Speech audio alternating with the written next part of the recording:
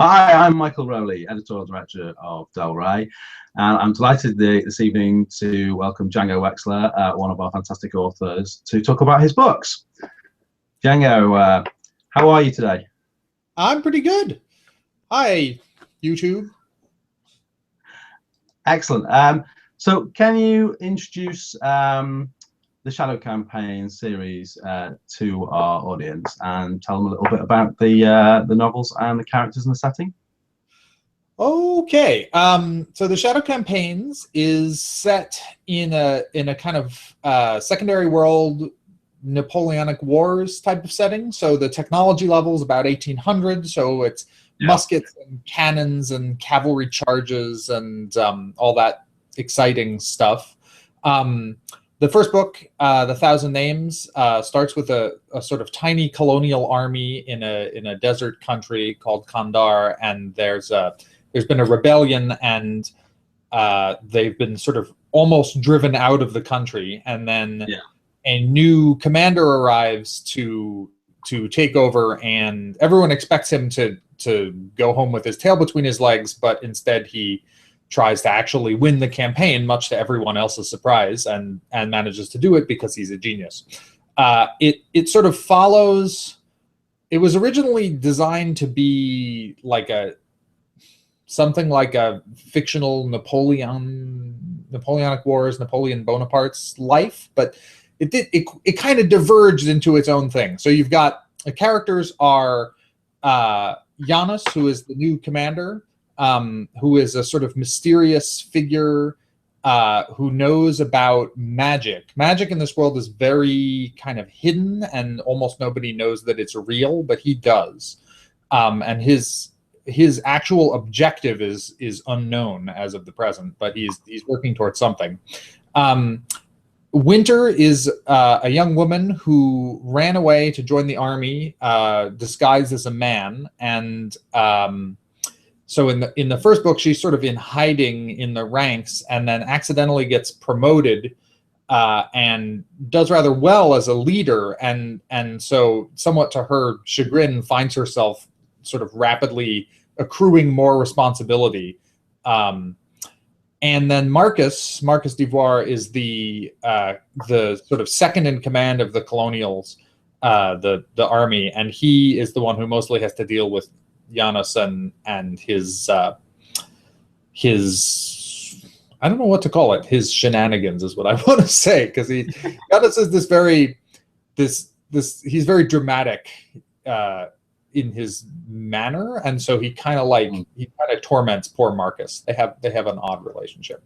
And then in the second book, we meet the queen of their country. They come back from Kandar to Vordon, which is their home country, and we meet Raysinia, who is the princess of their country, and she has a kind of magical secret of her own.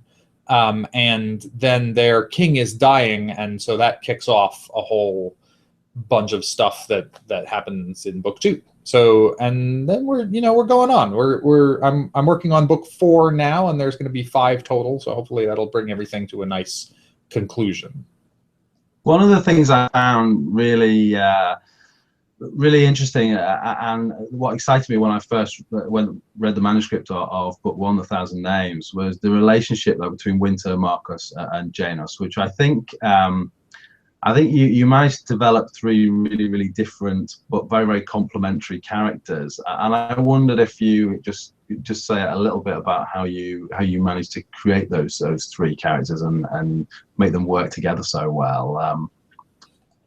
So if I go back to my early notes, it's a really interesting history. So I started this, and I knew I wanted to do. The original pitch for this was something like, Game of Thrones meets the Napoleonic Wars. And so I wanted to do, I saw what George Martin had done with Game of Thrones, where he took, real history. Most of Game of Thrones comes from 12th and 13th century England and Scotland. Yeah. And so he took that history and, put it into a really grounded fantasy world with, really sort of realistic cultures and economics and warfare and all that stuff. And then I was like, I want to do something like that, but I didn't want to use the same time period. Knights and castles has been really overdone. So I was reading a book about Napoleon, and I'm like, this is perfect. So originally the goal was, I'm going to have this Napoleon character, and he's going to be the military genius, and his meteoric rise is going to be the center of the book. But there's a bunch of books that I read. So if you've read, and I don't know, is it embarrassing to say that you get your ideas from like Star Wars books? Because I was going with the Timothy Zahn books, right? And there's because those are wonderful books. So what I learned from there, and it goes back to Sherlock Holmes and Dr. Watson, is that if you have a character of a genius, it's much easier to write him from the point of view of someone sort of standing next to him and being like, "That's brilliant, Holmes. How could you possibly have done that?" That's my bad attempt at a British accent came in there automatically. So I apologize to everyone in the United Kingdom for that. But I'm sure. So the original idea was that Giannis would be the genius, and then Marcus would be the Watson character. It kind of evolved from there, because the thing about characters is that once you start putting them down on the page, they're never quite as simple as you think they're going to be. Yeah. And so I started, going through what Marcus's family history was, and how he came to be, in this dusty outpost at the edge of the empire, and he evolved into a much more complex character than just the standing there telling Giannis how brilliant he is. And then I knew I needed a third character, and I knew I wanted to get some women into the book because that would be more interesting. And I went through a bunch of these attempts at this third character. I had maybe Giannis had a younger sister, or Marcus had a girlfriend, blah, blah, blah. And none of that worked. And I eventually realized it needed to be a character who had her own story that was not tied to these people. And I was initially a little bit hesitant at doing the girl dressed up in man's clothing to be in the army, until, because it struck me as kind of a cliche. It's been done a bunch of times. But then, reading the history, this is something that really happened, not once, but literally hundreds of times. The Napoleonic Wars were kind of the golden age of women dressing up as men to join the army, because it was after the development of national armies, but before hygiene and medical exams and that kind of thing that made it more difficult. The U.S. Civil War also. But so I did this character of Winter, and she has actually, as I've gone on, kind of taken over the series. She probably has the most important story in the series. So that was really unexpected for me, and getting them together and doing their relationships has just been a real revelation in how characters develop as you go along. Yeah, I mean, for me, it really is one of the standout parts of the series, especially Winter. I think she's just a fantastic character, and while you say it's been done lots of times before, I think it's fair to say that I haven't read a fantasy book in recent years where there's been such an interesting female character who's in that situation and going through all those different things. And I think the past history that we get throughout the course of especially the first book, is just terrific. You talked about the Napoleonic Wars quite a bit, though, and I'm quite interested in why you picked that sort of setting and the sort of flintlock fantasy, which I think is becoming a bit more popular at the moment as well. And what sort of led you to set a sort of second world fantasy book in a sort of quite familiar historical feeling, and technologically quite advanced for a fantasy novel setting? I mean, it basically came down to, I wanted to do a secondary world fantasy. I knew I wanted to do a lot of warfare. I didn't want to do the sort of knights and castles, King Arthur 14th century setting that has been done so many times. I wanted something different.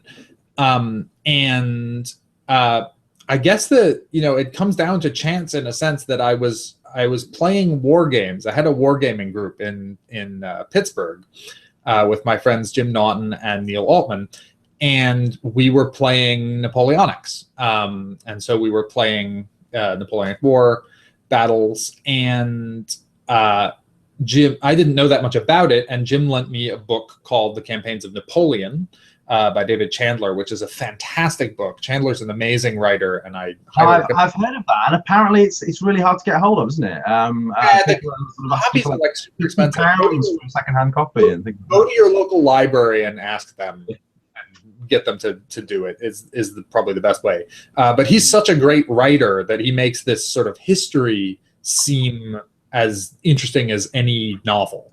And so, reading this, I said, this is it. This is what I want to do for this setting, because this is just so cool.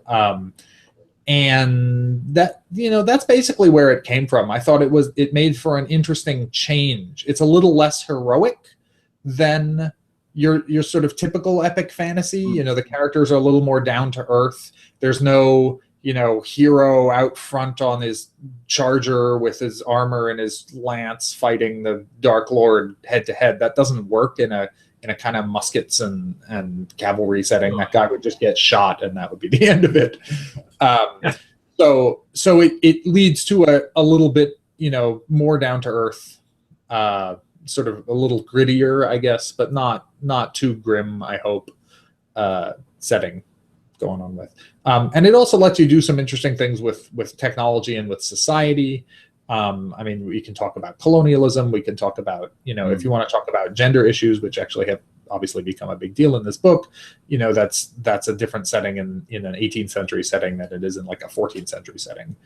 Because that's the very beginning of the Industrial Revolution. Some people called it steampunk, and I'm like, it can't be steampunk because they haven't invented the steam engine yet, so there's no steam. But I think in general, though, like you mentioned, that this is kind of a trend, and I think it's less of a flintlock fantasy trend and more of a trend, I hope, that fantasy is just less tied to this single setting, that people are doing all kinds of different settings. So I see stuff like Elizabeth Bear's books, which are set in sort of Silk Road, ancient world, and I see stuff like I'm doing, and like Brian McClellan is doing, and then Adrian Tchaikovsky is doing some interesting stuff in a slightly more modern setting. And so I hope that we just start to see fantasy in a whole variety of time periods and locales, rather than just medieval Europe over and over again. Well, speaking of the fantasy side of things, for a moment, one of the other great things about these books that I absolutely loved was the magic system, which I think is, again, it's a really good, unique, interesting take on it. Can you just tell the viewers just a little bit about how the magic system works? And you keep us waiting, actually, in book one. It's halfway through the book before we get a proper taste of it, which is quite cruel, but well worth the wait. Well, I can't say too much because everything has not yet been revealed in the book. So, well, yes, true. But there is magic in the books. There's a prologue in book one where some magical stuff happens, and that was part of the reason I put that there, is I want to be like, yeah, it really is a fantasy, even though you're not going to see the magic again for a while. I want to make everyone, reassured on that point. When I was designing it, I knew I didn't want a magic system where the magic would overshadow the military stuff, since that was something I wanted to matter.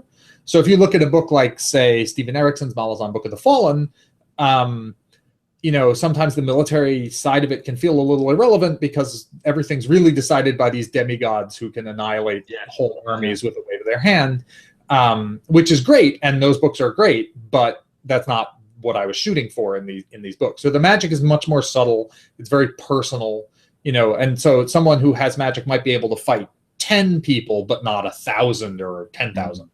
And they have, trying to think how much I should spoil of this magic stuff. The stuff that you learn in book one is that you get magic by reading one of these special formulas, and there's one of the things I've had fun with is that the different cultures view magic in different ways. It works the same way, but they think of it differently.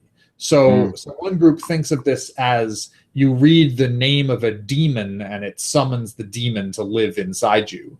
And then one group thinks of it as a kind of spell that you say that then like empowers you. And so the effects are the same. It's not like they're using different magic systems, but sort of at a metaphysical level, they view what's happening differently.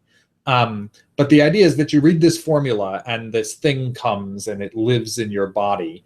And that each person can only ever do this once. So, and once you have it forever.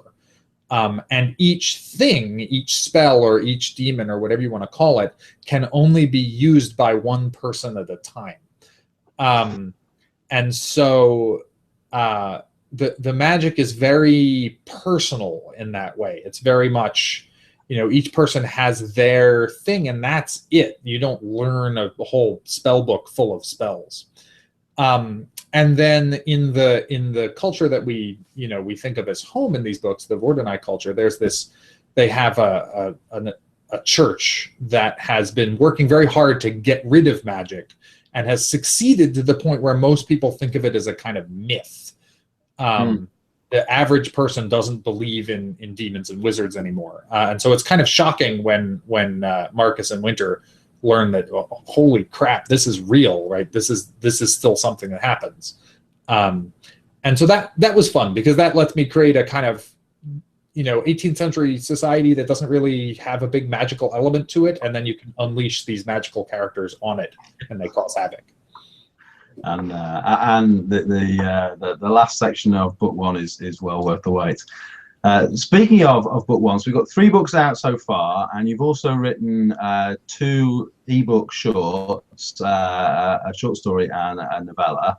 The first one is The Penitent Damned, which is actually, if any viewers here fancy a free taste of Django Wexler's Shadow Campaigns, that's actually free on ebook in the UK. From us at Del Rey. And then you've got the more recent, the Shadow of Elysium story. So how do they fit in with the overall story arc? It's interesting. So The Penitent Damned, I just wanted to do something different. So I wrote this character. She's a master thief. She has a demon or a magic spell, and she gets into some trouble. And it showcases the magic system. It shows off some of the villains. That was kind of what I wanted to do, is like get the villains a little bit more developed. But then that character was a lot of fun, and so I wrote Shadow of Elysium, which tells us what happens to her later on.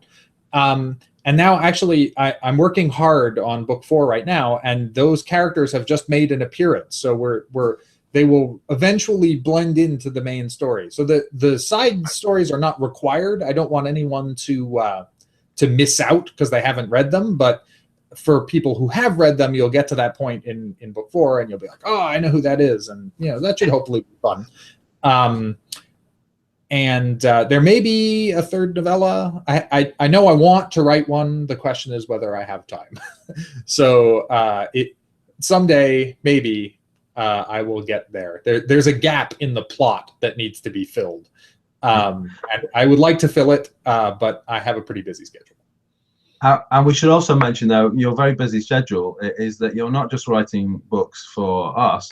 You've got a whole other series in the UK with Penguin Random House Children's, which is the Forbidden Library series. Would you like to just say a few words about that for our younger viewers? Sure. Yeah, the Forbidden Library series is a middle grade series. I don't know if you guys use different terms in the UK, but that's what we call it here. So it's for 8 to 12-year-olds maybe. I thought of it when I was writing it. I have no idea how to write children's series, so I was just like, I don't know what I'm doing. But I thought of it as like about Harry Potter book 1 level. So if someone is could read Harry Potter book 1, then they would probably enjoy this. It's about a girl named Alice. She lives with her father in New York in the 1930s, and then her father mysteriously disappears, and she's sent to live with her uncle in Pennsylvania, and he has a giant magical library.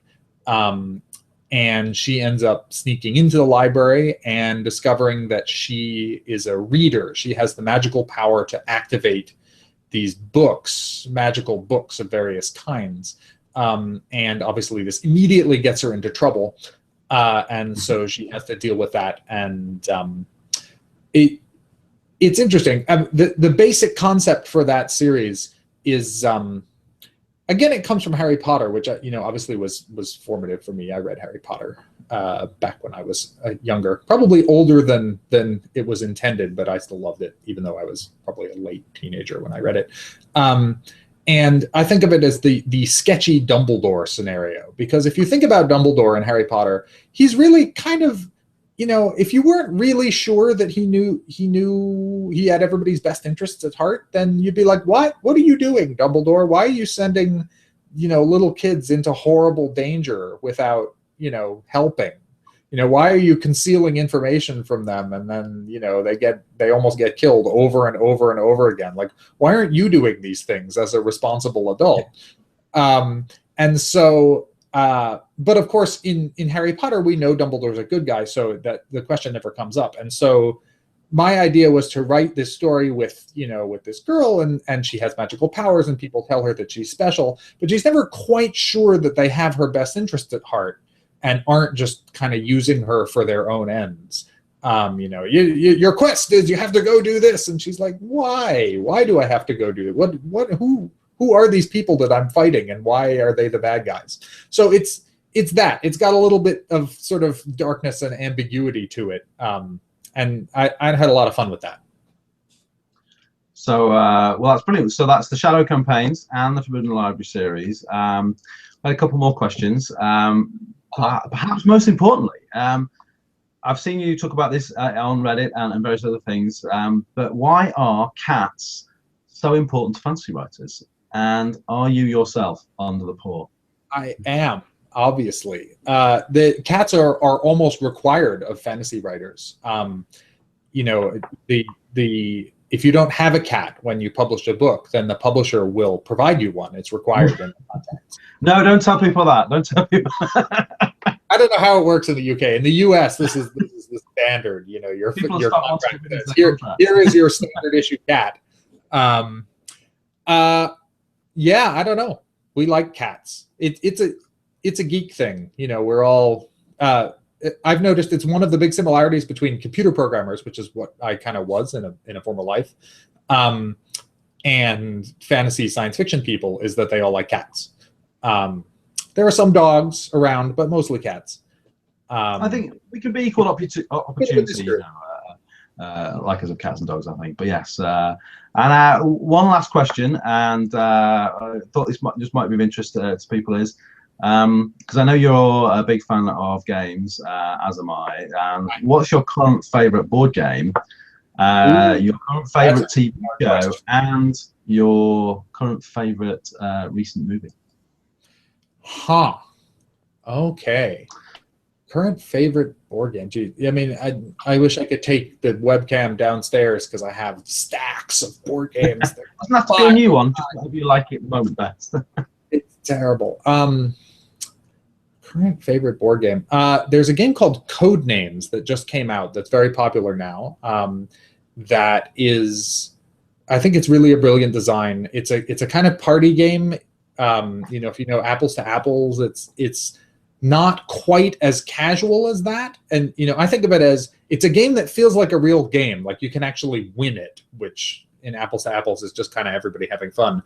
But it's simple enough that you could play it with your grandmother. The rules are not complicated.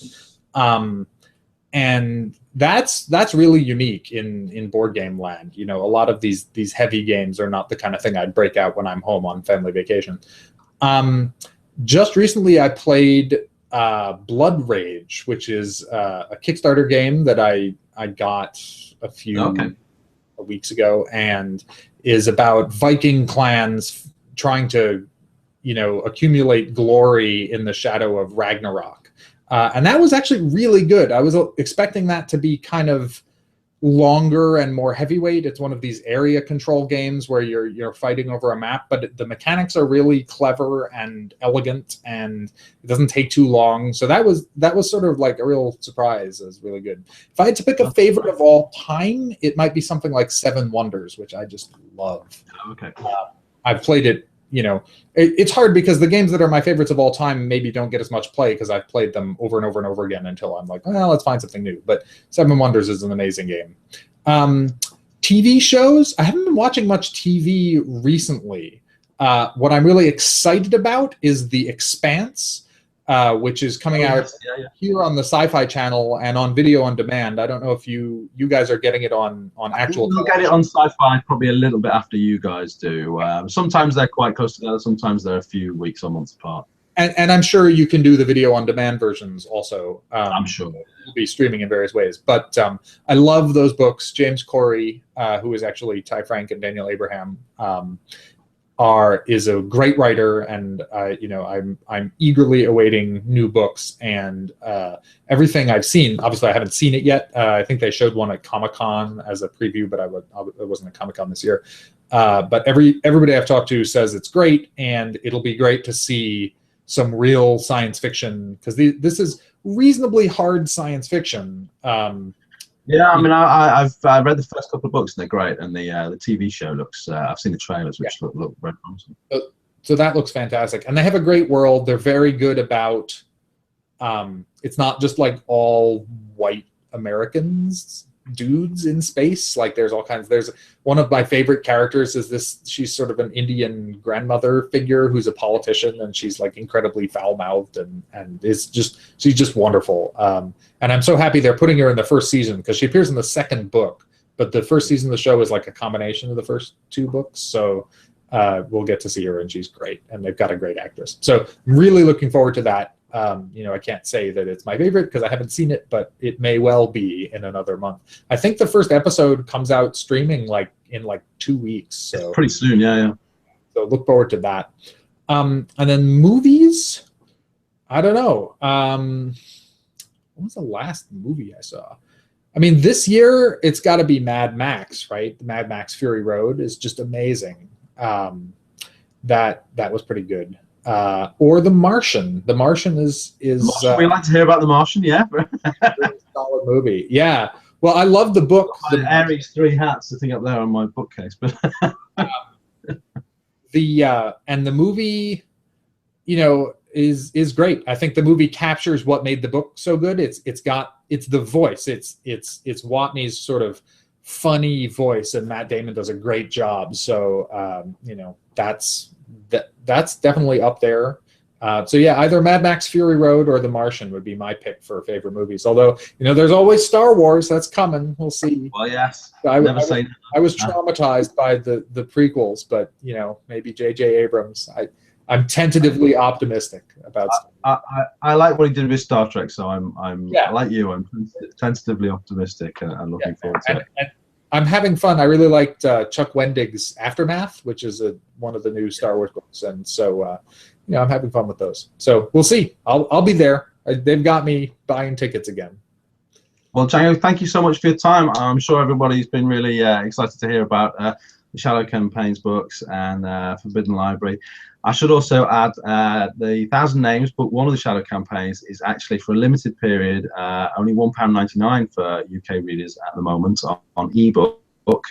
And so you can get that from Amazon, where it's one of their offers of the month, and from all good ebook retailers in the UK. But again, thank you very much for your time today. Thanks. And if you need more information about me, it's Django, DJANGOWEXLER.com, and that should have all the info about my stuff. And please do have a look at our instructions for subscribing to the YouTube channel, Reydar, and the information's on our website as well. And do post on telling us what kind of questions you'd like to ask our authors and books you'd like to talk about. And please do join in. Thank you very much. Thanks.